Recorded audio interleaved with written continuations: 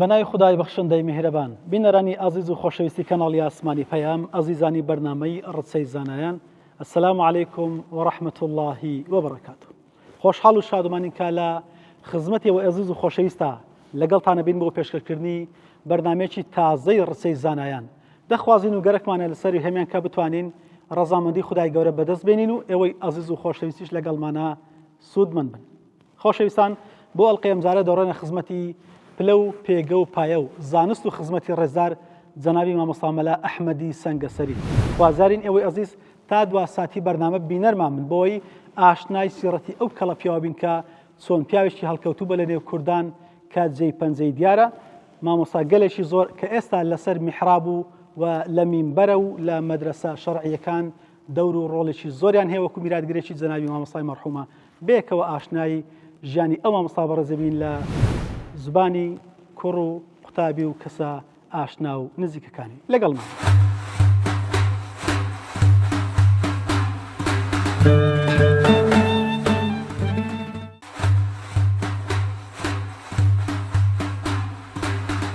ژیان نامەی زانای ناودار مامۆستا مەلا ئەحمەد سەنگەسەری، ناوی تەواوی مەلا ئەحمەدی کوڕی مەلا سلێمانی کوڕی مەلا موحەممەدە، لە تایفەی بنزێریانی هۆزی ئاکۆیە. ساڵی 1940 لە گوندی گرتکی سەر بە ناحیەی سەنگەسەر لە خێزانێکی ئاینی و زانست پەروەر چاوی بە دنیا هەڵهێناوە. مامۆستا مەلا موحەممەدی باپیری زانای ناوچەکە بووە، بەشدار بووە لە جیهادی کوردان دژی هێرشی رووسیا بۆ سەر ناوچێ ڕەواندۆز. مامۆستا مەلا سلێمانی بابیشی کەسایەتیەکی بەناوبانگی ئاینی و کۆمەڵایەتی پشدەر و بتوێن بووە. مامۆستا مەلا ئەحمەد 4 برا و 5 خوشکی هەبوون. مامۆستا ساڵی 1962 هاوسەرگیری کردووە و 5 کوڕ و 4 کچی لە پاش خۆی جێهێشتووە. مامۆستا مەلا ئەحمەد لە خزمەت ئەو مامۆستا بەڕێزانە خوێندوویەتی: مامۆستا مەلا ڕەسوولی مەلا پیرۆد، مامۆستا مەلا سەید مەحموودی نۆڵچکەیی، مامۆستا مەلا خدری دێلژەیی، مامۆستا مەلا عەبدوڵڵای شارۆشی بەردکوڕان، مامۆستا مەلا قادری کامریانی شەروێتی، مامۆستا مەلا موحەممەدی نورەددینی، مامۆستا مەلا موحەممەدی گەورەی باڵەی بنزێری قەڵاتی، مامۆستا مەلا عەبدوڵڵای کونەفلووسەیی، مامۆستا مەلا ئەبووبەکری جیرەیی، مامۆستا مەلا ساڵحی ئەختەتەری، مامۆستا مەلا عەبدوڵڵای بنزێری قەڵاتی باڵەیی. دوجار هەر لە خزمەتی مامۆستا مەلا عەبدوڵڵا کۆتایی بەگەشتی خوێندنی مەلایەتی دەهێنێت و بڕوانامەی زانستی لە خزمەتی ئەو وەردەگرێت. پاش تەواوکردنی خوێندن مامۆستا لەو شوێنانە خزمەتی زانستی کردووە: گوندی سڵە لە ناو دەشتی بناری قەندیل، دواتر دەڕواتە گوندی دوو گۆمان تا ساڵی 1976 لە زستانان لە گوند و لە کۆتایی بەهاران و هاوینان و سەرەتای پاییزان لە پێدەشت و قەندیلی ئاکۆیان حوجرەی لە ناو ڕەشماڵدا هەبووە. لە ساڵی 1976 تا ساڵی 1989 لە سەنگەسەر لە مزگەوتی خوارێ کە ئێستا ناوی مزگەوتی بوخاریە خزمەتی پێشنوێژی و وتارخوێنی کردووە و حوجرەی هەبووە. پاش ڕاپەڕینی ساڵی 1991 گەڕاوەتەوە ڕانیە لە مزگەوتی قەندیل لە ناو خزمانی مەڕوانی گوندی سڵێ. لە ساڵی 1992 تا 1997 خزمەتی کردووە. ساڵی 1997 ڕۆشتۆتە هەولێر و لەو مزگەوتانە خزمەتی کردووە: مزگەوتی محەممەد عەزیز لە گەڕەکی کوردستان، مزگەوتی شەهید نەجمەدین لە گەڕەکی زانایان. لە ساڵەکانی 1997 تا 2007 لە پەیمانگای ئیمام شافعی لە مزگەوتی حاجی موراد لە هەولێر وەک مودەڕیس خزمەتی کردووە. مزگەوتی سەید نەسرەدین لە بێت واتەی نوێ لە هەولێری نوێ ساڵی 2012 خانە نیشین بوو، بەڵام بەردەوام بوو لە خزمەتی پێشنوێژی خۆبەخشی تا 10 ڕۆژ پێش وەفاتیشی لەو خزمەتە بەردەوام بوو.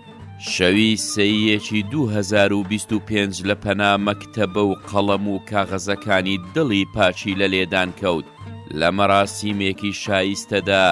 تەرمەکەی لە گۆڕستانی شێخ ئەحمەد بەخاک دەستپێرن. بەڵێ بینەرە نیاز و خۆشەویست دوبارە سەلامی خوای گەورەتان لەسەر بێ. خۆشەویستان کورتێک لە ژیانی زەنای مامۆستامان بیست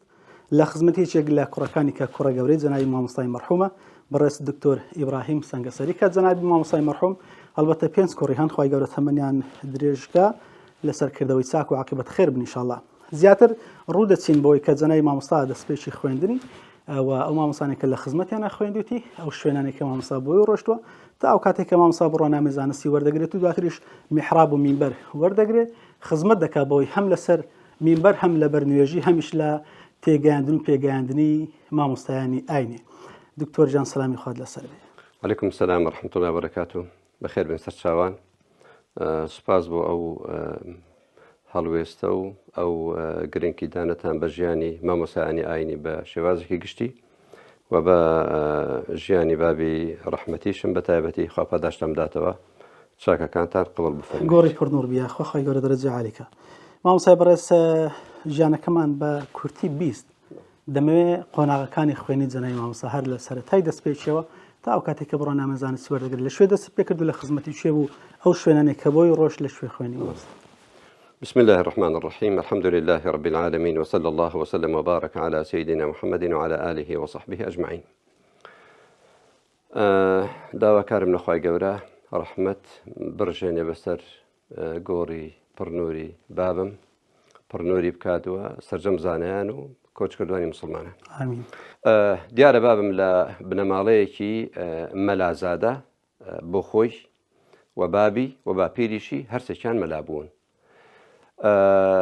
سەرەتای خوێندنی وەکو بابم ینی ئەمە لە ژیانی بابم زیاتر اعتیماد دەکەینە سەرسێشت ئەوەی کەوا ڕۆژانە گوێمان لێ بووە شتێکی بەدەستی خۆی نووسیوەتەوە و مقابلەیەکیش برای بەڕێزمان کاک مەلا مەریوان مام و هەرتەلی مقابلەی لەگەڵ کردووە کە فەقی بابم بووە لە مزگەوت مقابلەی لەگەڵ کردووە. بابم سەرەتای خوێندنی لە سەنگەسەری کۆن سەنگەسەر پێشەوەی تەرحیل بکرێت یان پێش ئەوەی ئەو سەدی دوکان دروست بکرێت لە خوارێ بووە لە لای دەربەندی ڕانیە بووە پێ دەکترا سەنگەسەری کۆن یا سەنگەسەر لەوێ لە خزمەت مامۆستا مەلا ڕەسوولی مەلا پیرۆتی ماخۆ بزنان دەستی بە خوێندن کردووە. دوایی سەرەتای تەمەنی بوو مامۆستا. بەڵێ سەرەتای تەمەنی بووە. ساڵی ناز وا تەسەوڕ دەکەین لە 12-15 تەمەنی بوو بێت. بەڵێ دواتر چۆتە گوندێک لەوێ نزیک بووە گوندی سەرسیان لەبەری مەرگە لە خزمەت مامۆستا مەلا سەید مەحموودی نۆڵچکەی لەوێ خوێندوێتی. دوایی گوندێک لە ڕۆژهەڵاتی سەنگەسەر گوندی سندۆڵان کە ئێستا ینی مەشهورە لە منتقە لەوێ لە خزمەت مامۆستا مەلا خدری دێلیژەی خوێندوێتی. دواتر ساڵەکان دەزانی مامۆستا چەندە ماوە لەوێ؟ ساڵەکان دیاری نەکراوە ئەمنیش نازانم لە ڕاستیدا بەسەوە ئاماژەی پێکردووە لە خزمەت ئەو مامۆستایانە خوێندوێتی. دوای چۆتە خزمەت مامۆستا مەلا محەممەدی نورەدینی لە گوندی نورەدین سەر بە قەڵازێ ئێستا پارچەیەکە لە قەڵازێ لەوێ خوێندوێتی کە بابم زۆر معجەب بوو یەکێک لەو کەساتیانە مامۆستا مەلا محەممەدی نورەدینی بە ڕەحمەت بێ زۆر باسی دەکرد. دوایی لە خزمەت مامۆستا مەلا ئەبوبەکری شەروێتی کامریانی پێ دەڵێن لەوێ لە شەروێت لە خزمەتی خوێندووە و بابم دیسان زۆر باسی مامۆستا مەلا ئەبوبەکری دەکرد بە ڕەحمەت بێ ماوەیەکی باش لە خزمەتی ماوەتەوە. لە خزمەت مامۆستای گەورەی قەڵاتزێ مامۆستا مەلا محەممەدی قەڵاتیان پێگوتووە کە ئەوی شەرخزممانە ئێمە عەشیرەتمان هۆزمان ئاکۆیە و تیرەی بنزێریانی مامۆستا مەلا محەممەدی گەورەی مامۆستای گەورەی قەڵاتزێ لە بنزێریانی منتقەی قەڵاتێ لەوێوە هاتووە لەوێ کە خوێنی تەواو کردە بۆتەوە مامۆستا و هەتا وەفاتی کردووەیەکێک لە یعنی کۆڵەکەکانی زانست بووە لە منتقەی پشدەر. بابم بە هەمان شێوە لە گوندی شێخ مەمودیان خوێندوێتی و هەروەها لە گوندی ئاکۆیانی ڕەواندوس خوێندوێتی. ئەوە کە ئەو دوو منتقانێک کە زۆر دوور بن لە ئێمە ئەو دوانەیە ینی منتقەی دەشتی حەریر لای شێخ مەمودیان و هەروەها منتقەی ڕەواندوس لە دۆڵی ئاکۆیەتی خوێندوێتی. دوایی لە منتقەی باڵەکایەتی زۆری خوێندووە لە خزمەت مامۆستا مەلا ساڵحی ئەختەتەری خوێندوێتی ئەوەی کە غەڵەت لەوێ دەڵێت تەهذیب الکەلام لە خزمەتی خوێندووە. لە کۆتایی ژیانیدا بابم کەوتۆتە خزمەت چۆتە خزمەت مامۆستا مەلا عەبدوڵڵای مەلا محەممەدی قەڵاتی کە ئەویش خزممانە بابم لە سەردەستی جەنابی مامۆستا ئیجازەی وەرگرتووە لەوێ ماوەتەوە هەتا ئیجازەی وەرگرتووە لە خۆی بابم لە ساڵی 65 وا پێدەچی خوێندنی تەواو کرد بێت بەڵام ماوەیە کاتووە مەلایەتی کردووە هەڵنە سوڕاوە ئیجازە حەفلەی ئیجازە نامە ئامادە بکرێت ئەو کاتە زۆر گرنگی دراوە بە بابەتە لە ساڵی هەفتا بابم ئیجازەی وەرگرتووە ینی ئەو کاتەکە با بڵێن مزگەوتی وەرگرت وەکو مەلا بەڵام ئیجازەی وەرنەگرت بەو کاتە هەر دەشی خوێند یان ئەوە تا مەلایەتی تەواو کردووە بەڵێ مەلایەتی تەواو کردووە بەڵام ئاهەنگی ئیجازەی بەس لە بۆ ئیجازەکە ڕۆژە مامۆستا خزمەتی مامۆستا عەبدوڵڵای لەوێ خوێندنی تەواو کردووە لە خزمەت مامۆستای ینی کۆتا مادەکانی جەبرجەوامی مختصر لە خزمەت مامۆستا مەلا عەبدوڵڵای قەڵاتی تەواو کردووە بەڵێ دواتر ڕایانگرتا و کاتەی کە گونجان ڕاستیمی بەس لەو ماوە بابم مەلایەتی کردووە بەڵێ ئەو ساڵی چەند مامۆستا کە ئیجازەکەی وەرگرت ساڵی 1970 ئەو ساڵێک کە من تێدا لەدایک لەکوێ لە گوندی قەڵاتی دۆڵی باڵەیان بەڵێ بەڵێ ئەیانی مامۆستا بەردەوەی ئیجازە وەربگرێ مامۆستا مزگەوتی وەرگرت بەڵێ ئەو ماوە چەند بوو مامۆستا تقریبی 5 ساڵ تقریبا دەبێت ینی احتیمالیشە مەثەلەن لە خزمەت باپیرم مەلا سلێمان هاوکاری کرد بێت بەڵام واتە سەوڕ باپیری مابوون باپیری نەمابوو بەڵام بابی مابوو مەلا سلێمان مابوو هیچ لە بابی نییە خوێن مامۆستا ئاماژەی پێ نەکردووە ئاماژەی پێ نەکردووە لەنە بابیشم باپیرم مەلایەک بووە ئەوەی کە نووسیوێتی یەک دوو پارچە لاپەڕی ئەوەندەمان دوو وەڕقەی ئەو دیوی دەستخەتی باپیرمان ماوە باپیرم هەتا مختصر خوێندوێتی کە مختصر لە مادە کۆتاییەکانی فەقیهاتیە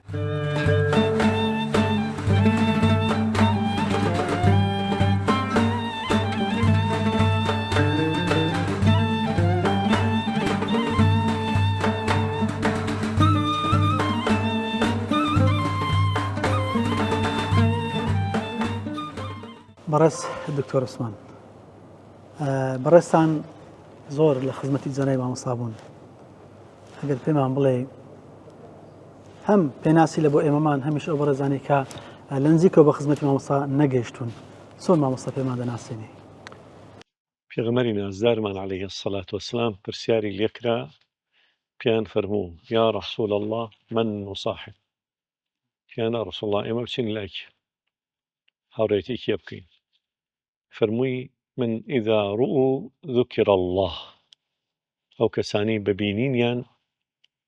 خوداتان ئێتەوە یاد جا بەڕاستی مامۆستا مەلا ئەحمەدی سەنگەسەری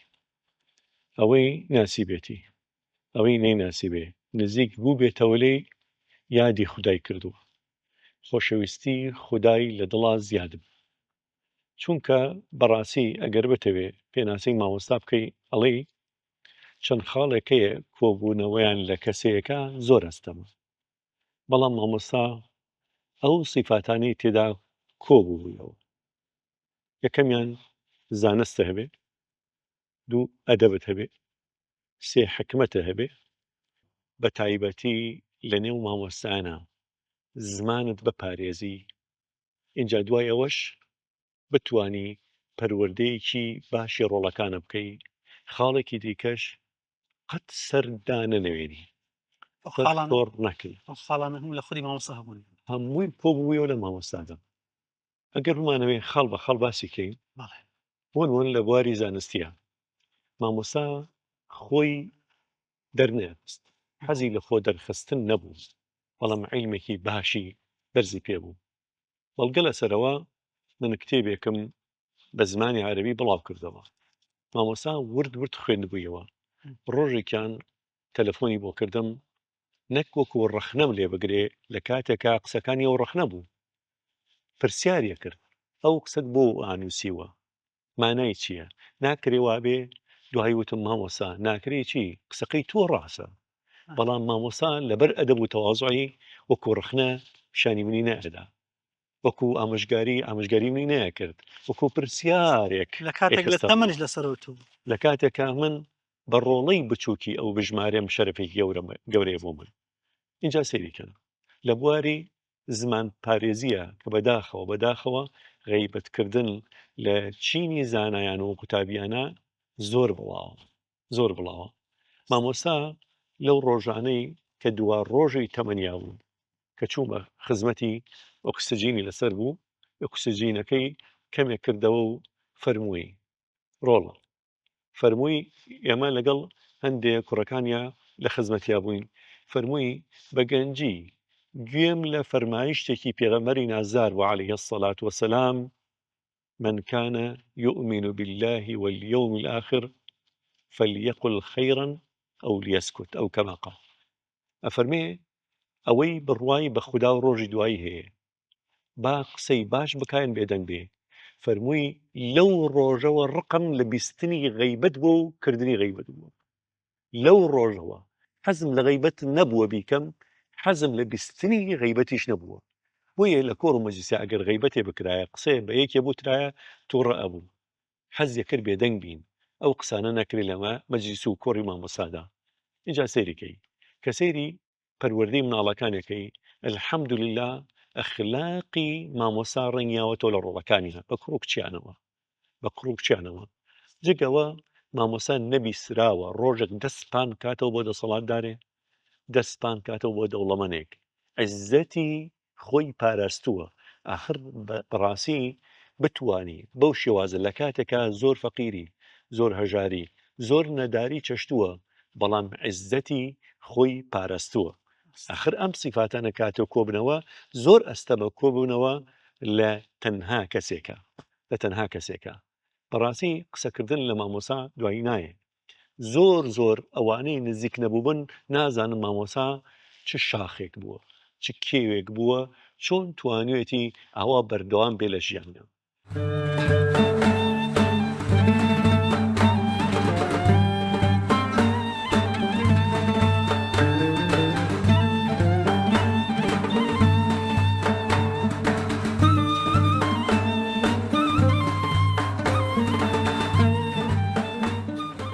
بسم الله الرحمن الرحيم الحمد لله والصلاة والسلام على رسول الله وعلى آله وصحبه ومن والاه بيشكي بخيراتن نەکەم سڵاو و ڕێزمان بۆ بینەرانی تەلەڤیزیۆنەکەتان سەبارەت بە مامۆستا مەلا ئەحمەدی سەنگەسەری کە پێشی دەگوتری مامۆستا مەلا ئەحمەدی دووگۆمان یەکێک بوو لە زانە بەرزەکانی کوردستان و یەکێک بوو لەو زانایانەی کە بەڕاستی نمونە بوو و بەڕاستی لە عیلم لە تەقوا و خۆپارێزی لە عیزەتی نەفس و لە کەرامەت و لە عەلاقەیەکی بەرفراوان پەیوەندێکی بەرفراوان لەگەڵ هەموو مامۆستایانی کوردستان مامۆستا خۆی لە ئەسڵدا کە خەڵکی دەڤەری پشدەرە لەگەڵ باوکم بە یەکەوە فەقێ بوون و زۆر عەلاقەیەکی تایبەتی لەگەڵ باوکم هەبوو تا باوکم مابوو بە ڕەحمەت بێ لێرەوە دەچوو بۆ سلێمانی بۆ زیارەتی و باوکشم کە هاتبایە ئێرە زیارەتی دەکرد و مامۆستا بنەماڵەکەشیان هەر بە مەلایەتی هاتوون باپیری من کە مەلا بوو ئەویش باسی باوکی مامۆستا مەلا ئەحمەدی سەنگەسەری دەکرد کە دەهاتە قەڵازە لە مەدرسەی مزگەوتی گەورەی قەڵازە ئەویش دەڵێ هەفتەی جارێک دەیگوت دەهات بە تایبەتی دەرسی بە هەندێک فەقێ دەگوت زۆر عاشقی تەدریس و خزمەتکردنی مامۆستایان و زانایان بوون مامۆستا مەلا ئەحمەد جیلێکی لە زانای زۆر پایەبەرز پەروەردە کردووە و دروست کردووە کە هەندێکیان ئێستا لە حەیاتدا ماون و هەندێکیشیان وفاتیان کردو ئەو جیلە بەڕاستی جێدەستیان دیارە بە تایبەتی لە دەڤەری پشدەر و سەنگەسەر و بیتوێن جێدەستیان دیارە لە خزمەتی موسڵمانان و مزگەوتەکانی ئەو دەڤەرە مامۆستا پەیوەندێکی وا بوو لەگەڵ مەلایەکان بە تایبەتی ئەو مەلایانەی کە گەنجن زۆر ئامۆژگاری دەکردن سەردانی دەکردن هەر تەعزیەیەک هەبایە هەر موناسەبەیەک هەبایە چەند جار دەهاتە لای من بە سەردان دەهات یان ئەگەر لە عومرێک هات بامەوە یان لە تەعزیەیەک یان لە موناسەبەیەک یەکسەر دەهات و سەردانی دەکرد ئەنجا کوڕەکانی تێدەگەیان فڵان تەعزیە هەیە فڵان موناسەبە هەیە دەبێ بچینە فڵان لای مامۆستا لای فڵان مامۆستا سەردانی مامۆستا قەدیمەکانی زۆر بەگەرمی دەکرد مامۆستا ئەنجا دڵسۆزیەکی عەجیبی تێدا بوو بۆ دەوروبەری بگایە هەشت کەسێک هەر کەسێک ئامۆژگاری دەکرد قسەی خێری بۆ دەکرد و مامۆستا یەکێک لەو سیفەتە هەرە جوانانەی کە تێیدا بوو ئینسانێکی زۆر عابید بوو زۆر ئەهلی عیبادەت بوو هەر پێنج فەرزەکەی بە جەماعەت بوو وەکەوەی کە ئێمە ئاگادارین ئەو مامۆستایانەی دەوروبەری باسییان دەکرد بەینی مەغریب و عیشایان لە مزگەوت دەمایەوە خەریکی قورئان خوێندن بوو و وەختەکانی کەش دائما کتێبی لەبەردەست بۆ مطالعە و خوێندنەوە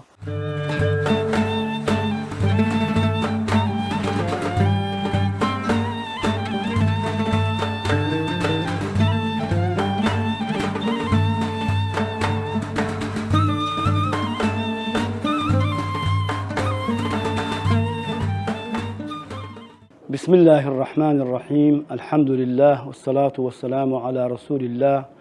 محمد وآله وصحبه ومن والاه سرتا لخوای گەورە مهرەبان دەپاڕێنەوە کە گیانی پاکی مامەستای گەورەمان جەنابی مامەستا مەلا ئەحمەد بە بەهەشتی پڕ لە ناز و نعمەتی خۆی شاد کاو و سەبوریش بە دڵی ئێمە و خانەوادەی بەڕێز و تەواوی خزم و کەس و دۆست و ئەحباب و خۆشەویستانی بدات و هەروەها لەخوای گەورە مهرەبان دەپاڕێنەوە هەر وەک چۆن جەنابی مامەستا لە مەراسیمی بە خاکسپانیدا کۆمەڵێکی ئێکجاز و لە مامەستایانی بەڕێزی ئاینی و فەقێ بەڕێزەکان و کەسایەتی و پیاماخول و جەماوەرێکی ئیمانی چاو بە فرمێسک و دڵ بە پەرۆشی دەڤەری بیتوێن و دەڤەری ڕاپەڕین ناوچەی بیتوێن و پشدەر و هەولێر و دەوروبەری لە مەراسیمی بە خاکسپارتینە بەو پەڕی ڕێز و حورمەت و شکۆمەندیەوە بەڕێیان کرد بۆ لای بارگای خوای گەورە مهرەبان بە هەمان شێوە هیوادارین کە خوای گەورە مهرەبانیش بە فەرێشتەکانی خۆی بە فەرێشتەکانی بە لوتفی خۆی بە فەرێشتەکانی پەل لە ڕەحمەت و سۆز و بەزەی خۆی پێشوازێکی گەرم و گوڕ لە گیانی پاکی مامەستای بەڕێزمان بکات و لە فیردەستی ئەعلامیانداری بکات دیارە جەنابی مامەستا جگەلەوەی کە شەخسیەت و کەسایەتێکی علمی دیار و بەرچاوی هەبوو کەسێکی زۆر عالم و زانا و پسپۆڕ و ژارەزا بوو لە هەموو بوارەکانی علومی دینی و زانستەکانی شەرعی لە هەمان کاتیشا جەنابی مەمەستا مودەڕیسێکی زۆر کارامە و بەتوانا و لێهاتوو بوو بە درێژایی تەمەنی هەل لە تەدریسدا بوو لە تەدریس و دەرس و دەوردا بوو جەنابی مامەستا چەندین فەقێ و مەلا لە سەردەستی ئەو مامەستا بەڕێزە پێگەیشتون لەبەرەوەی مامەستا هەر لە تەمەنی کاتێک کە خوێنی مەلایەتی تەواو کرد بۆ یەکەم جار لە گوندی سڵێ بوو بە مەلا و لەوێ حوجرەیەکی گەورەی لە گوندی سڵێ کردەوە لەلای خزمانی مەروان لەوێ لەلای ئەو مامەستا بەڕێزە کۆمەڵێک مستەعیدی بەڕێز کە ئاخر مادەیان دەخوێنن لە خزمەتی مامەستادا بوون وەکو بەڕێز جەنابی مامەستا مەلا محەممەدی گربداغی و مامەستا مەلا عەبدوڕەحمانی ماسا ئەوبەکری بۆسکێنی و مامەستا مەلا قادری پیشاشانی کە ئەوانە ئێستاش هەر لە حاڵی حەیاتدان خوای گەورە تەمەندرێژ و لە ساگیان کە و هەروەها جەنابی مامەستا مەلا ئەحمەدی قەڵاتی و مامەستا مەلا عەبدوڵڵای دوگۆمی و مامەستا مەلا عەلادین کەبرای جەنابی مامەستا بوو ئەوانەش هەر مستەعید بن و لە خزمەت مامەستایان دەخوێن من ئەو کاتە فەقەیەکی بچووک بووم لەلایەن کە بە ئیستیلاع و زاراوەی فەقیان فەقێ بچووکەکان پێیان دەگوترا سوختە من ئەو کاتە سوختە بووم و لە خزمەت جەنابی مامەستا مەلا قادری پیشاشانی مزەج و تەسیفی زجانیم دەخوێن لێرەدا وەکو وەفایەک دەمەوێ وەسفێکی ئەم گوندە بەڕێزەش بکەم کە بەڕاستی گوندی سڵێ خەڵکێکی تابڵی خواناس و دیندار و ئەهلی تەقوا و ئیسلام دۆست و مزگەوت دۆست و فەقێ دۆست بوون خەڵکێکی زۆر خانەدان و نانخۆش بوون خەڵکێکی زۆر دڵسۆز و لێوڕابوون بۆ خزمەتی جەنابی مامەستا و فەقێکان وەکو نمونەیەک باسی دەکەم لەو گوندە ئافرەتێک هەبوو بە ناوی پڕخەیاڵ کە جێگەی دایکی بۆ هەموو فەقێکان گرتەوە جلی بۆ هەموو فەقێکان دەشون و هەموو ئیشوکارەکانی بۆ دەکردن ینی ناوی لێنرابوو دایکی فەقیان خوای گەورە ڕۆحی شاد کات بەڕاستی ئەم گوندە ئەگەر فەقەیەک لەم گوندەی سڵی خوێن با هەستی بە غەریبی نەدەکرد لەبەرەوەی خەڵکی ئەم گوندە ئەوەندە بەلوتف و بە سۆزم بەرامبەر بە مامەستا بۆ فەقیان یعنی فەقێ هەروای دەزانی لە ماڵی خۆیەتی و لە ناو خانەوادەی خۆیدایە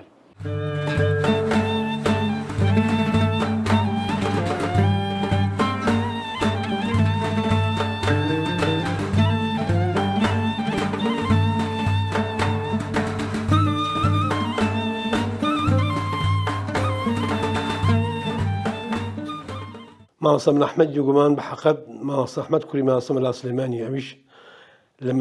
لە دووگۆمان بەس ئەسڵی خۆی خەڵکی دووگۆمان نین بەڕستن خەڵکی گرتکن ڕەگەزەکان عاشیرەکان پێدەگو بنزێنێ تیرێکن لە تیرەی عاشرەتی ئاکۆ مامەستا ئەحمەد پێش ئەوەی کە لە دووگۆمان بێ لە سڵێ مەلا بوو گوندێکە لە ناودەستێ لەوێ تەدریسی هەبوو هەتا مامەستا مەلا سلێمان بە ڕەحمەت بێکە من یەکەو جاریش ئەلفوبێ و سیپارەم کە دەستم بەدەست کرد لە خزمەت مامەستا مەلا سلێمان بە ڕەحمەت دەستم بە خوێندن کرد دوای ئەوی مامەستا سەفەری حەجی کرد و خوای گەورە وای کرد لە سەفەری حەجی نەگەڕاوە بۆ وفاتی کرد کە مامەستا مەلا سلێمان وفاتی کرد بە حەقەت خەڵکی ئێمە تەبێ گوندی ئێمە گوندێکی زۆر بوو هەموو دەبێژ مەلا فەقەی هەبوو وتیان ئێمە ببێ مەلا نابێ بژی مەلاژ دەبێت تەزیچی بێ هەستە ماوەسە ئەحمەد دووگۆمانە لە سڵی ڕاهیناوە بوو بە مەلای دووگۆمان تا ساڵی 1970 بەهاری 1970 تقریبا سەرەتای بەهارێ بوو کە کۆچی کرد بۆ سەنگەسەری ئەمن بۆ خۆم لە مامەسە ئەحمەد تقریبا وەکو خۆم لە ڕووی پەروەردە و پێگەیشتنەوە هەر وەکو باوکم حسین بۆ دەکرد هەر وەکو مامەستاش ئەم بۆ خۆم لە ماڵی واندا بە تایبەتی کە خێر ئێمە دەچۆ قەندیلی جا مامەسە ئەحمەد حوجرەکەی دەبردە قەندیلی لەوێ فەقێ هەبوو دائیم سیسل فەقێ هەبوو کە لەوێ بووین ئەمە ماڵمان دەچۆ کوێستانەکانی دوورتر لەوێ ئەمن لە ماڵی وان دەمامەوە ئەو ساڵی هەتا هاتینەوە خوارێ تقریبا 3-4 ساڵ من لە ماڵی مامەستای خوێندومە هەین لەگەڵ کوتەکانی وان لەگەڵ بە تایبەتی دکتۆر ئیبراهیم و دکتۆر سلێمانە فەرقمان نەبووە یعنی بەڕاستی مامەسە ئەحمەد پیاوێک بوو بەڕاستی بە معنای کەلیمە عالم بوو پیاوێکی مدەرریس پیاوێکی متەدەین پیاوێکی بە وەفا پیاوێکی بە ڕحم مەسەلەن بۆ نمونە مامەستا چوو بە سلێمە کۆچی کرد بۆ ئەو لێرێ بەو تەمەنش هەتا هاتبێتە ئەو دەبەرەی سەدانی منی کردووە سەدانی ڕەفیقەکانی کردووە فەقێکانی کردووە ئەو زەر ئەو فەقێ و مەلایی کە ئێستا لە منتیقەی ئێمە هەنا هەر هەموویان پەروەردەی دەستی بنەماڵەی ئەوان بە تایبەتی مامەسە ئەحمەد هەموومان لە خزمەتیوی خوێندووە هەر نەبێ ئەی هەر لە دوورەکەی لانی کەم چ دەچی لەکەن خوێندووە باقی دیکەش هەمومان ئەوەی کە دەریشتوو هەموو پەروەردەی دەستی ئەوی بووین ئەوجە مامەسە ئەحمەد مەلحەقەت کە لەو ڕۆژەی کە ئیجازەی وەرگی مەلایەتی بێ تەدریس نەبوو هەتا ئەو زولفانێکە مەدرسەکان باوێنەما لە مامەستا هەموو دەمێ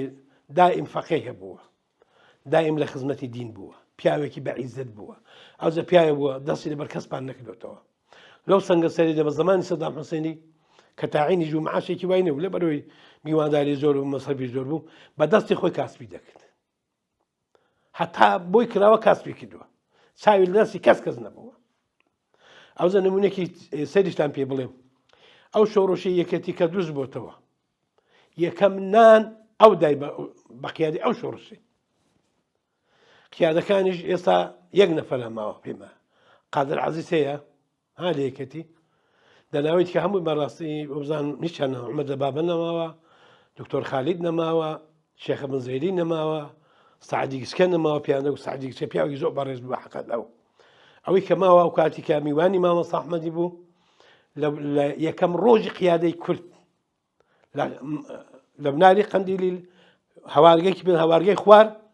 ئەمە فەقێ بوون لە خزمەتیدا بووین کە ئێوارە هاتن شەوێ میوانی ئەوی بوون هەتا بەیانی دوای ڕۆژن چونە ئەو دیوی بۆ تەشکیلگرنی ئەو شۆڕشی ئێستاکە پێداڵە شۆڕشی تازە یعنی مامەسە ئەحمەد کە مەلا بووە قۆناغیشیە بوو وەکو ئاغا وەکو کوێخا هەموو شتێکی لە گوندەکەی مەدا بەڕاستی خزمەتی چاکی کرد خزمەتی میوانداری خزمەتی بە خەڵکەکەی خزمەتی بە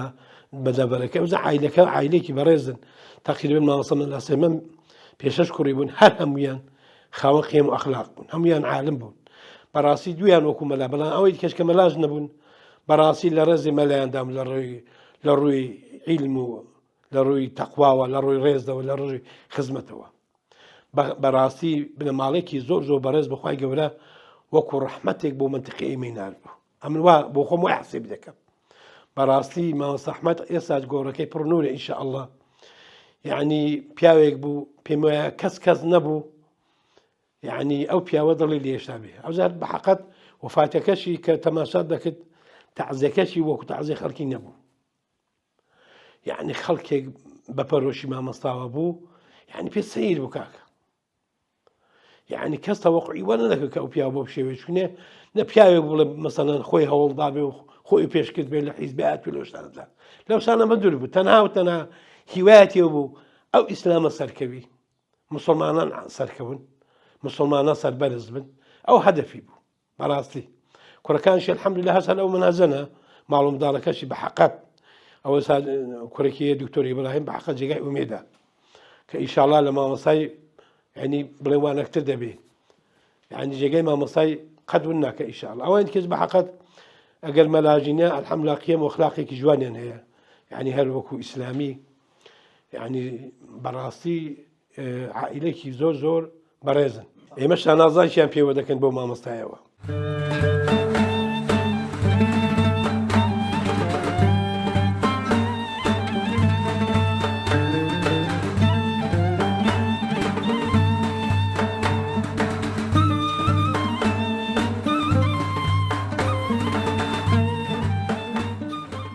بسم الله الرحمن الرحيم الحمد لله رب العالمين والصلاة والسلام على سيدنا محمد المصطفى وعلى آله وأصحابه أهل الصدق والحياء والسخاء والجود والوفاء. سرتها بخيراتني كنالي بيامكين بخير بن هو سركوت من السرفيرازي بوها ملاكتن بأود خوازين سبارت با ماموسي كوتش كردو ماموسا ملا أحمد سنگسەری ئەوە مامۆسایەکی زۆر نازدار بوو هیچێک بوو لەو زانایەنە کە مەدحی پەروەردگار دەیانگرێتەوە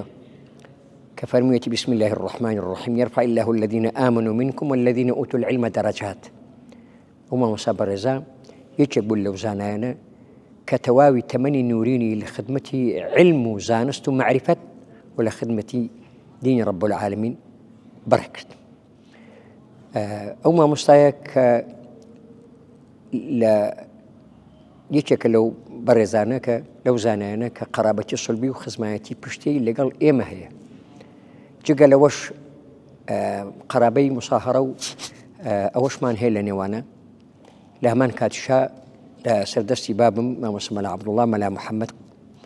مەلا عەبدوڵڵا قەڵاتی کە لە 15/12/2024 کۆچی دوایی کرد لە خزمەتی باوکی بەڕێزم لە ساڵی 1970 بڕوانامەی زانستی پێ بەخشرا لە دەیەکەی خۆمان قەڵاتی دۆڵی باڵەییان کە گوندێکە سەروە شارۆچکەی قەسرەیە ئێمە عەشیرەتمان باڵەکە. مامۆستا مەلا ئەحمەد هەر لە مەملەکەتی خۆیان لە ئاکۆیەتی لە گوندی دۆگۆمان هاتوۆتە دنیا و لەدایک بووە لە زۆر شوێن لە ناوچەکانی کوردستان ڕێبەرایەتی ئاینی کردەوە و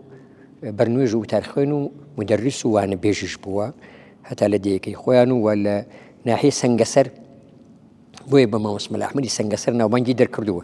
لەوێش لە مزگەوتێکە بەرنوێژ و تارخوێن بوو و فەقیهی هەموو. ئەو مامۆسایانە بەڕاستی وەفاتیان کۆچیان کۆستێکی گەورەیە ڕۆژگار جارێکی دیکە ئەم چەشنە زانایانە لە بۆ ئێمە بەرهەم نایەنێتەوە چونکە پێغەمبەری نازدار سەلامی خۆی لەسەر مردنی مامۆسایانی ئاینی بەرامبەر کردووە بە مردنی هەموو کۆمەڵگا. ئەلحەمدولillah مامۆسا زۆرێک لە فەقییان لەسەر دەستی ئەو پێگەیشتوونەکە لەوانەیە وەقتتان نەبێ ئینا زۆرانێک لەو مامۆسا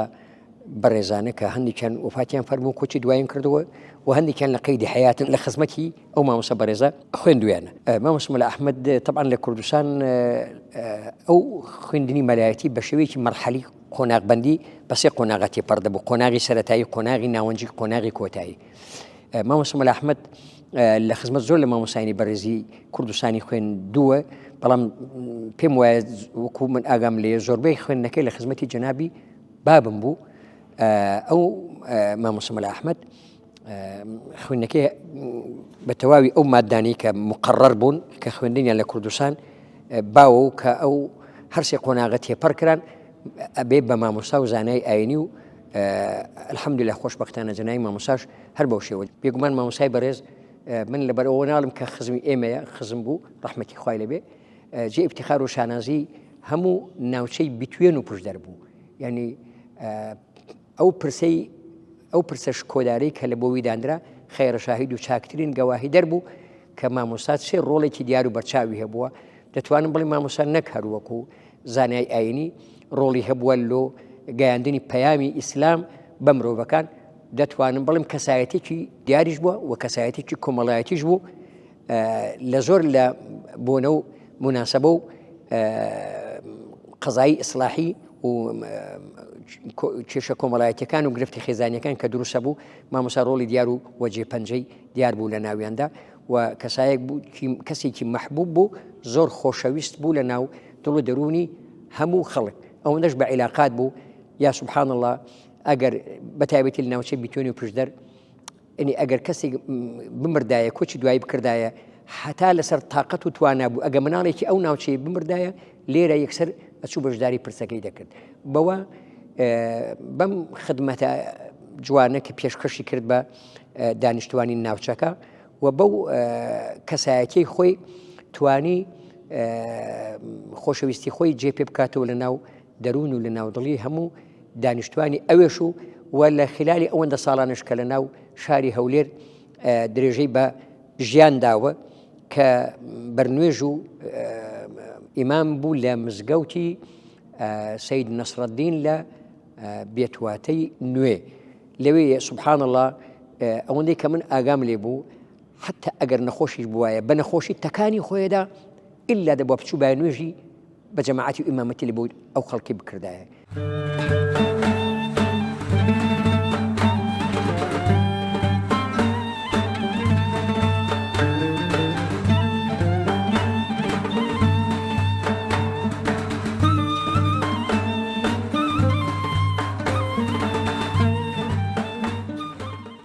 دواتر مامۆستا کە ئیجازەی وەرگرت هەلەوێ ماوە مەلایەتیان ڕۆشتە چی ئەو شوێنانی کە لەو ڕۆژ مامۆستا پێشەوەی ئیجازەی وەربگریت خوێندنی تەواو کردووە داکم دەجێڕێتەوە دەڵێ دەچوونە قەندیل لەگە ماڵی باپیران دەچوونە قەندیل کە لە منتەقەی دووگۆمان و ئەوانە باپیرم لە دووگۆمان بووە ئێمە خەڵکی گرتشین ئەسلی خۆمە لە هۆزی لە تیرەی بنزێریانی سەر بە ئاکۆ باپیرم لە گوندی دووگۆمان بووە گوندێک لە ڕۆژ ئاوای گوندەکەی خۆیان بووە لەوێ مەلا بووە کە چوون ویستویانە بچنە کوێستانە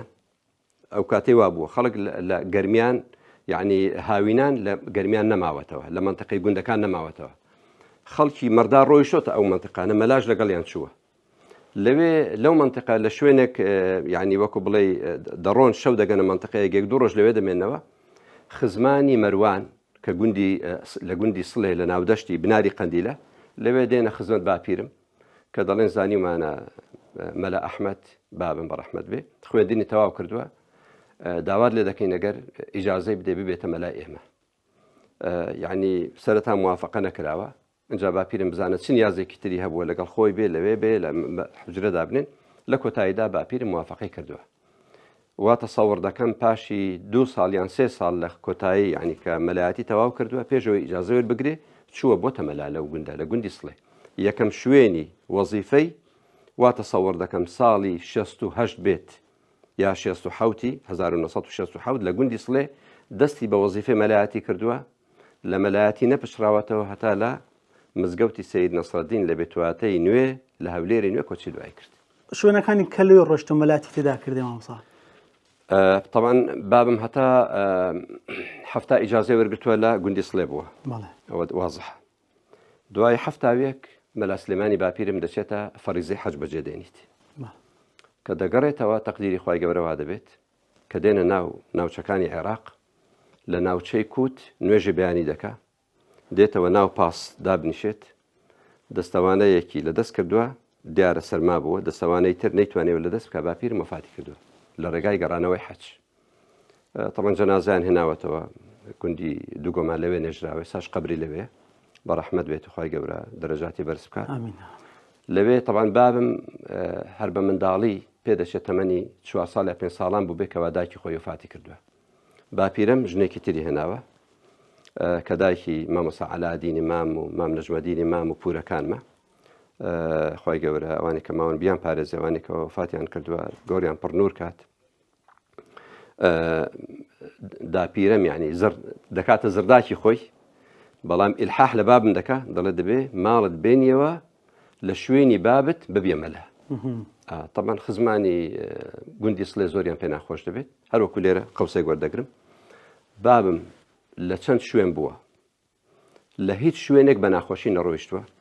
لە هەر شوێنێکیش کۆچی کرد بێ بۆ شوێنەکەی تر خەڵکی ئەو منتیقە بۆی گریاون و هەتا وەفاتیشی کردووە خەڵکی هەموو ئەو مزگەوتانێک کە وەزیفەی تێدا کردووە عیلاقەیان هەرگرم و گوڕ بووە و زۆر بەشیان خەڵکی ئەو گوند و ئەو شوێنانی کە بابم خزمەتی تێدا کردووە لە کاتی پرسەدا کە لە باوەشیان لێ دەداین و ئەوان یعنی وەکو ئێمە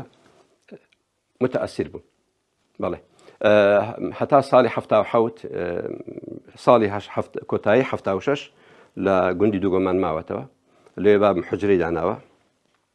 ئەو ماوە لە هەتا 76 تا 76 بابم کە حجرەی داناوە فترەیەکی زۆر بەبەرەکەت بووە.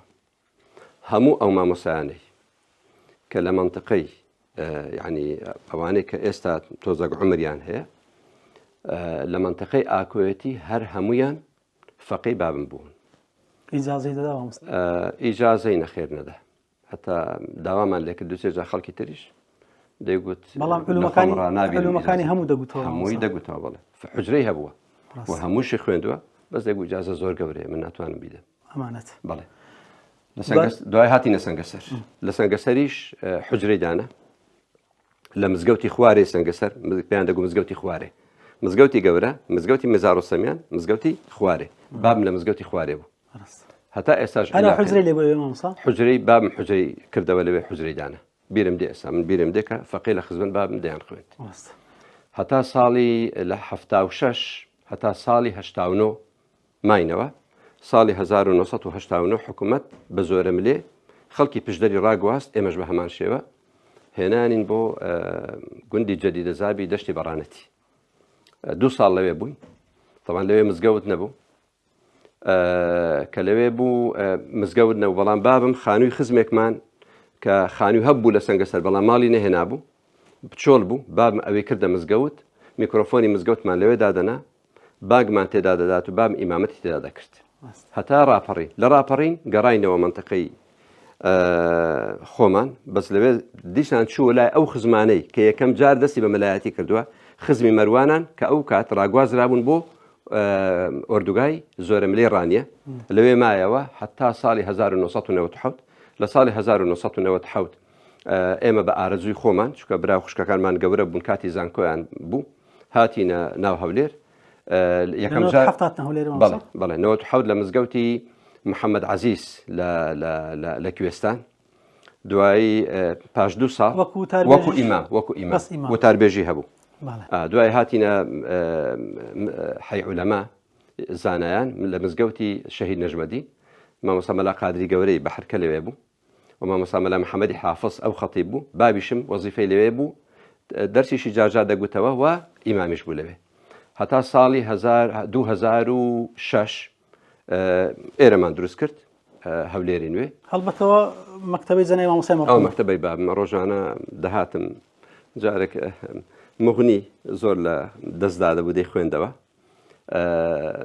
فقه المنهج ئیسلامی و ئەدیلەته دەخوێندەوە، حاوی ئیمامی ماوەردی زۆر جار مغنی ئیبن قودامەی دەهێنا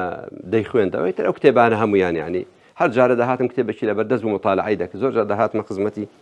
لێرە خەویلێ کەوت بوو کتێبێکی لەسەر سنگ بوو. لە 2006 هەتا 2012 تەقاعد بوو، بابم لە مزگەوتی سەید نەسرەدین لە بێتواتە وەکو وەزیفەی ڕسمی ئیمان بوو لێرە و ئەو ماوە دەرسی دەگوتەوە کە خەڵک دەهات بۆ لای، بەڵام دوای وەزیفەش بابم تەبیعەتی خۆی بوو، ینی دەچوونە کوێستانان، باوات پێم خۆشە پێتان بڵێم، دەچوونە کوێستانان لەگەڵ خزمەکانمان، حجرەی بابمیان لەگەڵ خۆیان نەقل دەکرد. بیرم دێ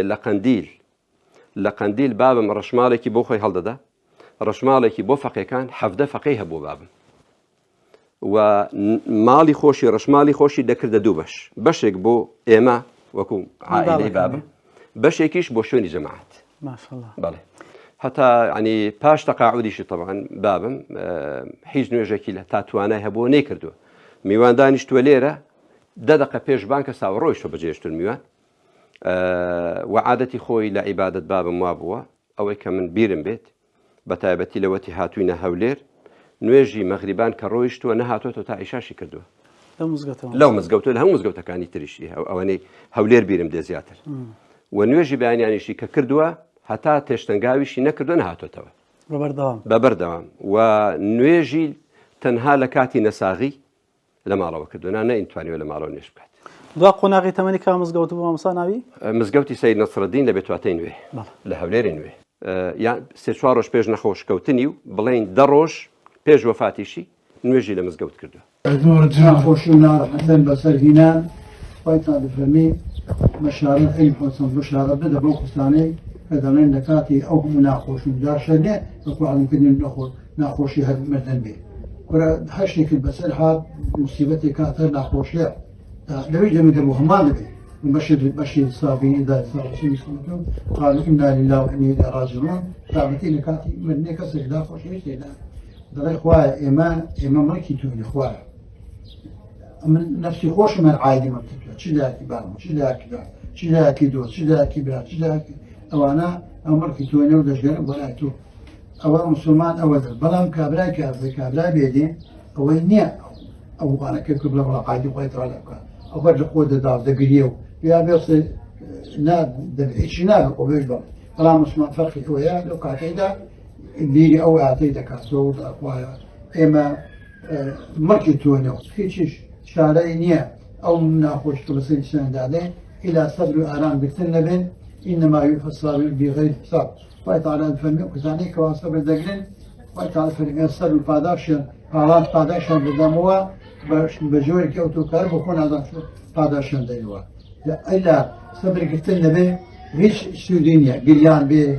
خۆدان بێ چ بچێ ئەوەی سوودی نییە بەڵام سەبر گرتن و ئارام گرتن و راضی بوون بە حکمی خوای تعالی ئەو خوای تعالی پاداشی دەداتەوە ئەو جا دووبارە خۆشی ئەوەیە ئینسان خۆشەویستێکی دەمری هەموو عالم بە چاکە باسی دەکات. بەڵێ بینەرانی ئازیز و خۆشەویستی ڕچەی زانایان ئەوەی لە زار و زبانی ئەما مەسا بەڕێزانە بیستمان بەشێکی کەم بوو لە ژیانی پڕ لە سەروەری و پێگە و پایەی زانستی ڕێزار جەنابی مامۆستا مەلا ئەحمەدی سەنگەسەری بۆیە لە چاوەڕوانی دەتان هێلینەوە خودای یار بێ لە بەشی دووەمی بەرنامە زیاتر و زێتر لە سەربردە و پێگە و زانستی جەنابی مامۆستا دوێن تاوکات ئەسپاردەی خوداتانەکەم کە سپاردەوە زایاناکە لە دوعای خێر بێ بەشمان مەکەن. السلام عليكم ورحمة الله وبركاته.